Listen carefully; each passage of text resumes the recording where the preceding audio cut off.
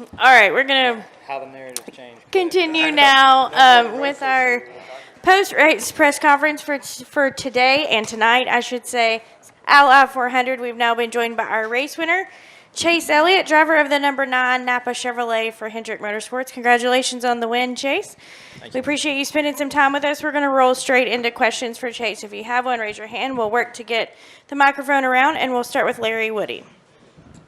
Chase, congratulations. How tough was it to maintain your focus during all those stops and starts and delays? Yeah, it wasn't too bad. I feel like we've had that a good bit over the last few years since they implemented the lightning thing. So it wasn't. I didn't think it was too difficult. All right. Mike, go ahead with your question. Chase, how special is it considering you're closest to Nashville, your dad racing at the fairgrounds? Just how special is this for it to be a Nashville Yeah, race? look, I wish we were at the fairgrounds, for the record, but I'm glad we're at least in the market, and this is a cool town. It's a great place to be. It's a great place to race. It's a town that I think embraces us. And we embrace the people that are here, and they stuck it out. I mean, heck, the crowd was still pretty good, I thought, for it to be 11 o'clock at night or whatever, and having started this thing 6 or 7 hours ago. So yeah, I thought we had a good crowd. Appreciate everybody sticking around, and it is close to home for me. So it's hard to win anywhere, but when you win kind of close to home like that, it is pretty special. And what about after last year's disappointing race? Yeah. Yeah, I mean, I think the biggest thing was we just struggled here last year, so to have a struggle a race here a year ago, and then to be able to come back and be as competitive as we were in the second half of the race, I am the most proud of that piece of the puzzle, I think, just to kind of reset and be able to reevaluate and get back going the right direction here. All right. We'll just start. Yep. Chase, I know you were talking relative to the fairgrounds a couple years ago, saying snooze fest here, but you've been through a couple of races here now. How do you feel like it has stacked up, this track, when it comes to that, and especially tonight? Yeah, I mean, I didn't think the race was terrible tonight. At least we could get up off the bottom and move around, which I thought was encouraging.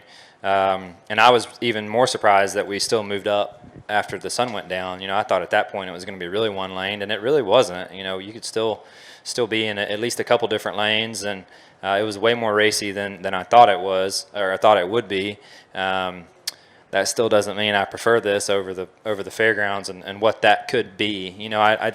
I don't want people to get a sour taste about that. It's just that racetrack and the history of that racetrack and its location is just something that we're never going to replicate again. I mean, for the most part, all these facilities that we have are 45 minutes to an hour outside whatever said market is we're trying to reach. If it's Michigan or here, or Atlanta's 30, 45 minutes south of the city, like all these places we go. Homestead's an hour outside Miami, so all these places that we go, you're drawing from an area that is 45 minutes to an hour away. With the fairgrounds, you'd be drawing from an area that's 15 blocks away or so. Correct me if I'm wrong, on that, but it's a hell of a lot closer than it is here, and that's just not something that in today's society you're never going to build a racetrack in a city like that again. So that's why I think as an industry we need to take advantage of that. We don't need to let that place die. I mean, I know they built that big soccer stadium right next door, but use that as positivity, because the infrastructure is now there to house all the people. Now they have ideas and ways to get people in and out. So it's too good of a place, too good of an opportunity for us to not be utilizing that. In my opinion, I think it'd be the best location and best event of the year if they could pull that off. Was your fear at the time that since you were going to be racing here that you may not be racing there, when actually it is possible you might? Yes, for sure. I mean, I still worry about that a little bit, but it sounds like they're at least working on it. Unfortunately, I can't do a ton other than just voice my support for it. And I understand all the different sides of the puzzle there, and I respect that. But selfishly for us, I think it'd be a great event. And look, they're already racing there. Like folks seem to be doing just fine with the races that are going on, and you'd be talking about one big event a year there for us to come and be a part of it. So I think the positives outweigh the negatives, and I think there's a way to be respectful in doing so of the folks that live in the area, and be able to do it in a positive light. All right, we're going to go to Mark, and then we'll make our way back over here. Mark Carroll, PRN. I've got two questions. First, Chase, is it enjoyable to win a race where you have some problems, you kind of go off the radar screen? The JGR cars led 250 of 300 laps. They were kind of going like, all right, one of us is going to snag this thing, and then you end up winning. Is it fun to win kind of off the radar? Yeah, I mean, look, it's fun to win regardless, I feel like. But yeah, I was really proud. Look, proud of a couple things. One, proud of having the past month and a half, 2 months that we've had been horrendous. I've crashed about 10 times, and we've had a lot of stuff happen to end up having bad finishes, and you never want that, especially when it's anytime, whether it's in a string of races or not. You don't want that, period. So proud to be able to bounce back from a really rough stretch.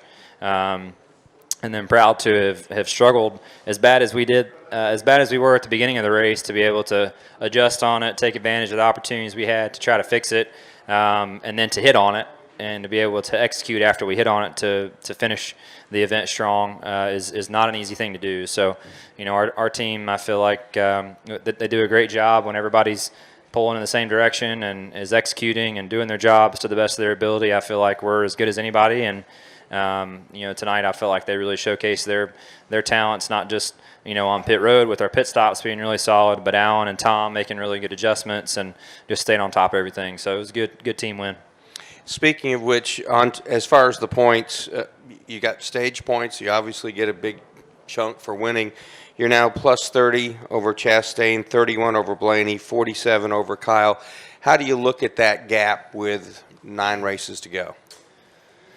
Well, I mean, I feel like no gap is safe, right? I mean, we had a pretty big one there at one point, and that can go away in a hurry. So look, you just have to keep bringing strong race cars to the racetrack. You have to keep putting yourself in position to win. When you're battling up front and you have shots to win, the points thing is going to take care of itself. You might be faced, if you can achieve the first part of that, you might be faced with a situation here or there where you have to decide whether or not you want to get stage points or whether you want to try to go for the race win.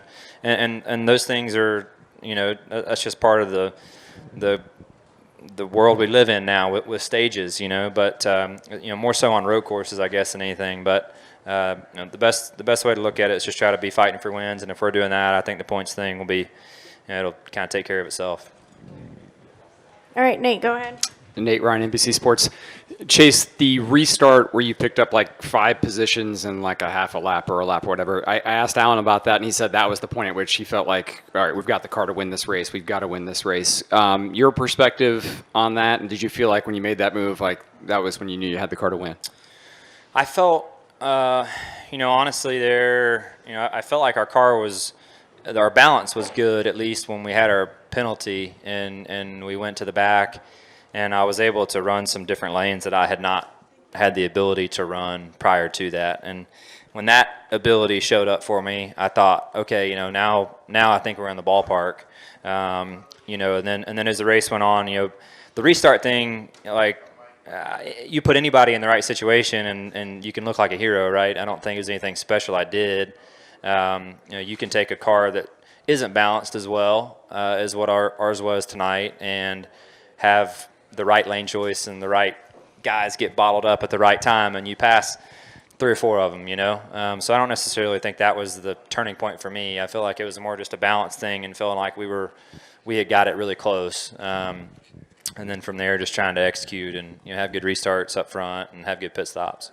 You can give yourself some credit, though. Looked like a video game type move. It worked out. I mean, I feel like a lot of guys do that, when people get bottled up off the corner and you have a head of steam, and the lanes just kind of opened up for me, so it wasn't anything spectacular on my end. I didn't think, just kind of went where the options were.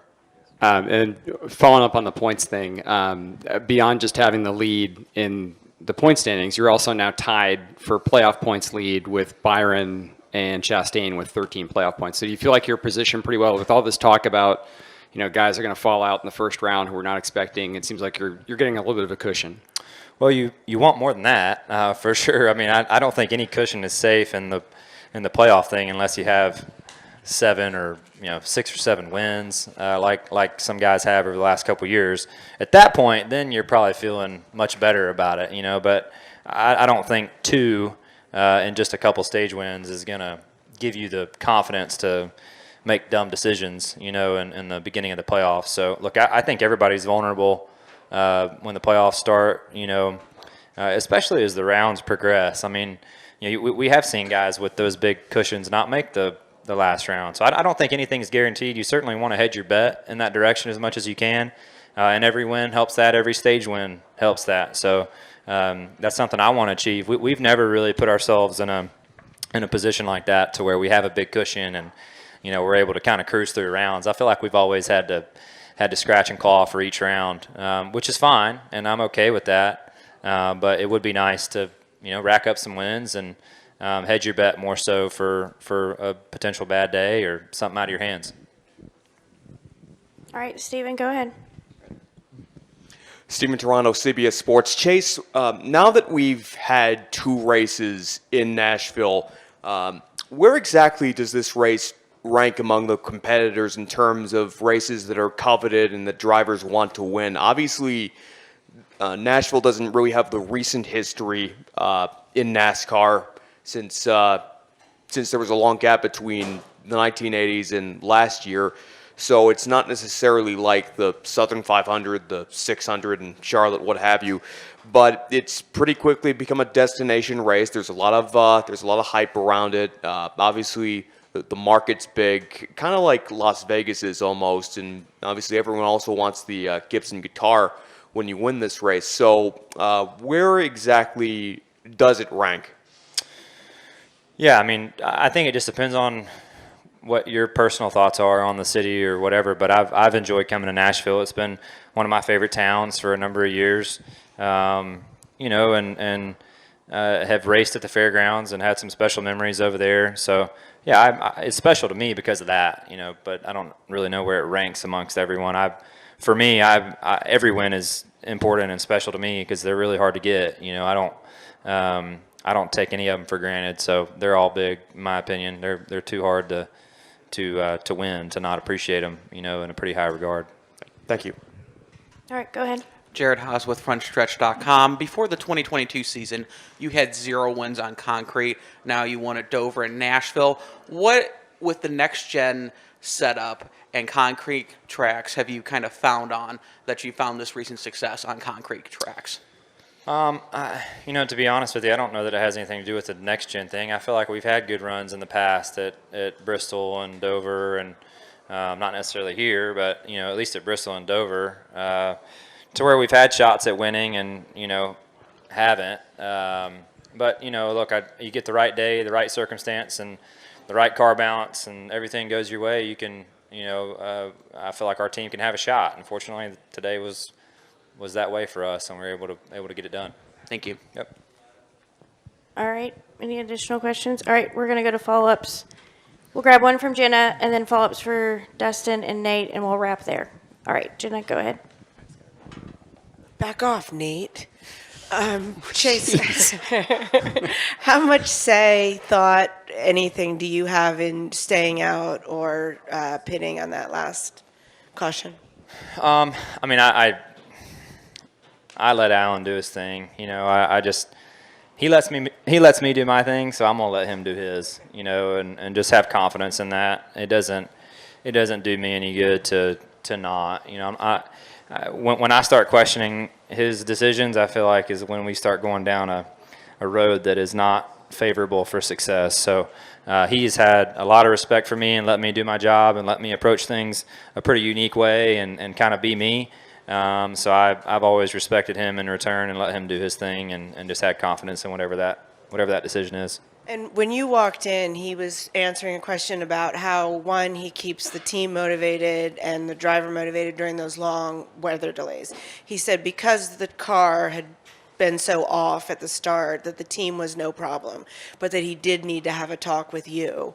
What do you do during the delays, and how did that talk go between the two of you? Yeah, I mean, it was straightforward. I mean, I think, really we just talked about our balance. I mean, honestly, we just talked about where we were at the start of the day, what we did in practice on Friday, how we landed in the position we landed in to start the event, why we chose that, and why it wasn't working. And we tried to diagnose that to the best of our abilities, make a decision on which way we wanted to go, and we did that. And fortunately, it was the right decision. So just had dialogue about the car. I feel like when you get into those situations or whatever it may be, look, if it's not going to make you go any faster, it's probably not worth talking about. And talking about those things and how we ended up where we did is a fruitful thing to do in that time period. So that's what we did. I think probably what a lot of people do. It wasn't anything spectacular or really special, but we were able to just kind of talk through some of that and go back in a direction that worked for us. And fortunately,